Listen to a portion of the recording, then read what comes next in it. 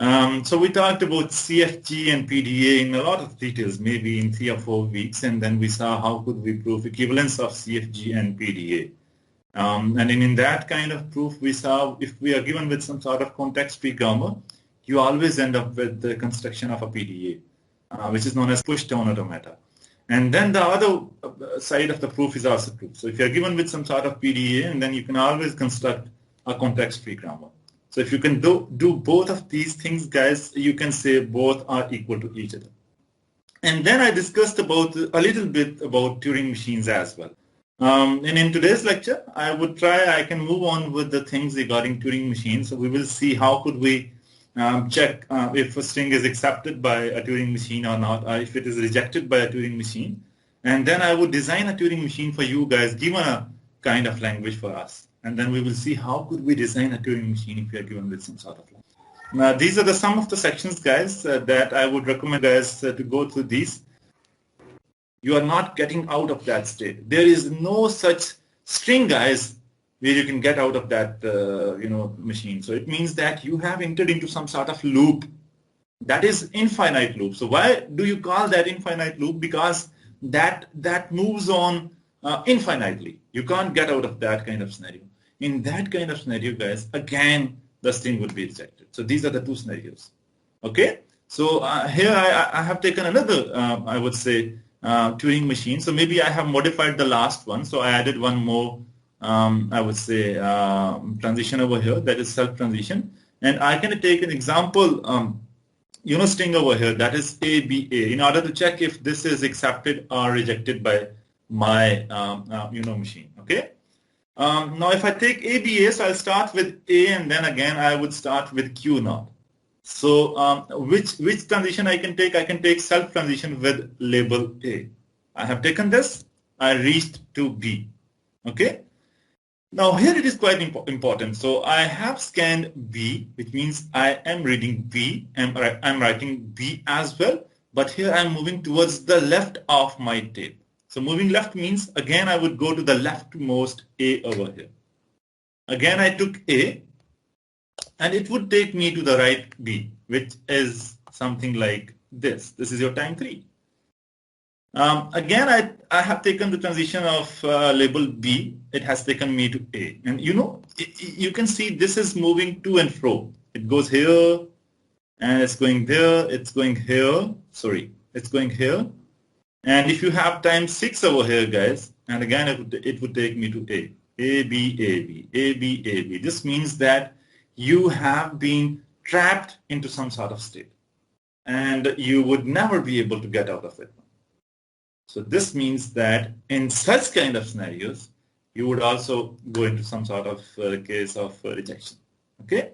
So ultimately, if I want to comment on this kind of scenario where you enter into some sort of infinite loop, guys, this means that you can never enter into accepting state.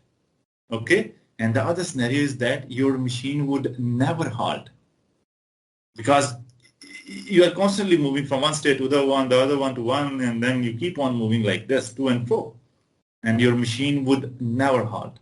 So this means that under such kind of infinite loop scenario, guys, your input string would be rejected. Okay? So these are the two scenarios. These are the two, I would say, cases where your input string would be rejected. So if I have a language like this, which is a raised to power n, b raised to power n, and more importantly, n is greater than or equal to 1. So you're not including 0 over here, okay? This is quite an important point. I can design a Turing machine for this language something like this. Now, apparently, if you look at this, Turing machine, so one thing is quite simple. Like it has 5 states, and maybe it has like 6 to 7 transitions. So this is the only simple thing that you could have. Now, if I talk about this particular language, I would ask you guys to closely look at this language and tell me what kind of behavior this language is representing us. The quadratic. So why can't you make it quite simple and say what kind of strings you can generate Irregular. from this? It's an irregular language. Yes, it's a irregular language. I would agree with you. So what more about this one. So what else you can comment about this? Equal number of A's and B's. Yes. This is more important observation. Like you have equal numbers of A's and B's. You know, this n can be any number. Like it can be 1,000. It can be 10,000. It can be somehow 100,000 as well. Now, in order to design a Turing machine for this kind of language, guys, it is quite important you make a count of equal numbers of A's and B's. This is the important concept that you have to keep in your mind. If I say we have 100,000 A's and 100,000 B's, so how would you make a count in your program? Like we have reached into 10,000s, or I would say 11,000s of A's, and then you have to check 11,000s of B's. This is quite important point, that you have to make sure you have scanned equal numbers of A's and B's. Okay, this is the main ultimate theme behind the design of the Turing machine. I would take a small example string for you guys. I would take AABB. So you could see it over here. This is AABB. Now, would you agree this string is a part of that language? Yes, sir. Yes, that is a part of that language because it is having two A's and two B's. So we said we have equal numbers of A's and B's. Now, how could I imagine the design of Turing machine over here? So first thing I would say, my tape head would be under this A, because this A is the leftmost element of my tape, and definitely my head would start from here. Now, the whole idea is that you scan one A, and then you scan one B. Then you scan the second A, and then you scan the second B. Now, my main theme is that I scan one A, and then I scan one B. Okay. Now, once I'm scanning some sort of A's and B's, you have to take a count of how many A's has been scanned, how many B's have been scanned. You have to make a count of that. How would you make a count of that? You would replace the scanned A with some other different symbol. Similarly, if you take a scan of B, you replace that B with some different variable. Why different variable? Because that different variable would tell you this B has already been scanned. If I replace B with B, how could I make sure that B has already been scanned? And if I replace this B with Y, I would say, okay, this Y is telling me like this B has already been scanned, because I can only see Y over here. Since there is no B over there, in place of B, I replace it with Y. That's why this B has already been scanned. And then this is the ultimate, idea behind this one. So let's start with AABB. So I'll start with A. So I would scan this first A. Scanning first A means that I replace this with X. Now here I would take a scan of A. I would read A, but again I would write the same A over here. I would not write X because I have already written X over there. And correspondingly, I have to scan B first, and then I would move towards the second A. Okay. So I read A over here, and then I have written same A over here. But I move towards the next element, which is B over here. Now, since I have scanned one A and replaced with X, now here comes the term of the first B that corresponds to the first A. So how would I do that? I have read this B, and then I have written Y in place of this one. So since we have one A has been scanned, one B has been scanned. Now I would do second A scan, and then I would go back to the second B scan as well. So for that, I replaced first B with Y, and then I moved towards left. So this is the scenario where I have. Now I have to make sure whether this is the next A that I need to scan, or do we have some more A's over there? Okay. So for that, I have to go to the next symbol, which is X over here. So since I can see X over here, guys, this means that this is no more A over here. Okay. No more A means A is somehow on the right side of this X. So what should I do? I move towards right to find the next second A over here. So what should I do with this A? Replace this A with X and move towards right. on the right I have Y already over here, which is indicating that this was initially B and has been scanned. I have to look for the very first B which I face, which would be the second B over here. So for that I have to move towards right. This is my second B, guys. I replace this B with Y, which you can see in the next slide. And I would go back to see whether I'm left with some more A's or not. And once I would face this X over here, guys, it would clarify me that no more A exists over here. And since no more A exists over here, this means that no more B would also be there.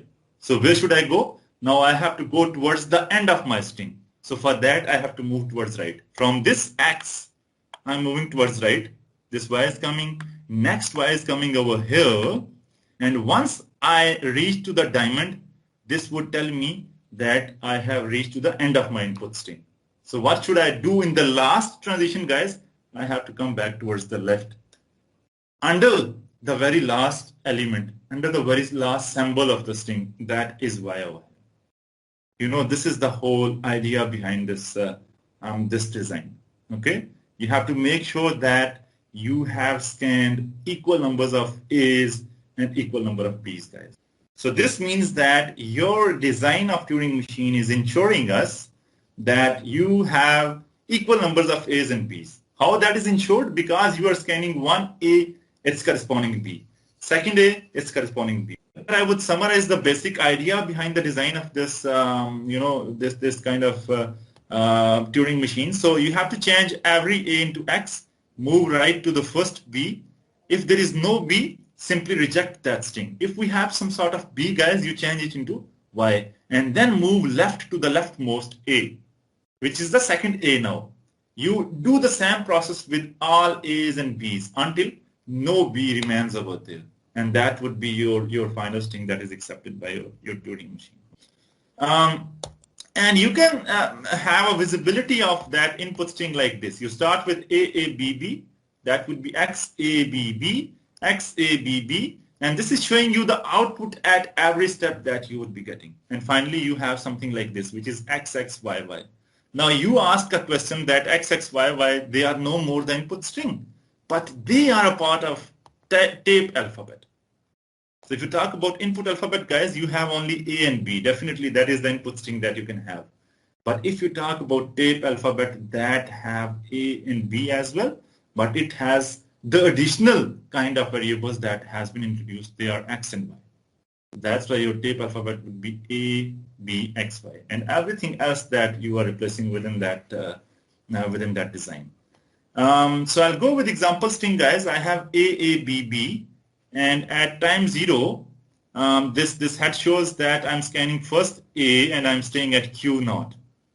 And I could see only one, transition over here that is having A label. I'll take this transition, guys, and I would go to Q1, and my head would be under A now. So this transition would tell me you are reading A, you are writing X, and you are moving towards right. And then this is the same scenario that I told you before that. You scan first A, replace with S. You scan first B, replace with Y. Now, this A would remain unchanged. I'm staying at Q1. I can take two transitions, one with Y and the other one is A. But here I have A over here. I would take the transition with label A. What it is telling me? Reading A, writing the same A but moving towards right. I'm taking this self transition with A label, guys, and I'm staying at the same Q1, but my tape head has moved to the next position now. And here is the same A, because I have to scan only one A at a time, and I have scanned X already over there. Now it's a turn of B now to scan and replace this with Y. So definitely I'll take this transition over here, and this would take me to Q2, and my tape head would again come back to the previous A, because my first B has been scanned. So I don't want to go towards the next B until I check if I have consumed the second A as well. So I'll go towards A now. Two transitions. I'll take the transition with A. That would keep me on Q2, but my head has moved towards X. Since I have seen this X, guys, this means that there are no more A now. So where should I go? to the next state, which is the right side of the tape. So I have replaced X with X, and I'm moving towards right. Taking this transition over here, guys, would take me to Q0. This is how I would keep on moving with my transitions corresponding to the symbols that I'm taking. Now A symbol, taken this transition, take me to the Q1, Q1 to Q1. I have taken next transition, it takes me to Q2.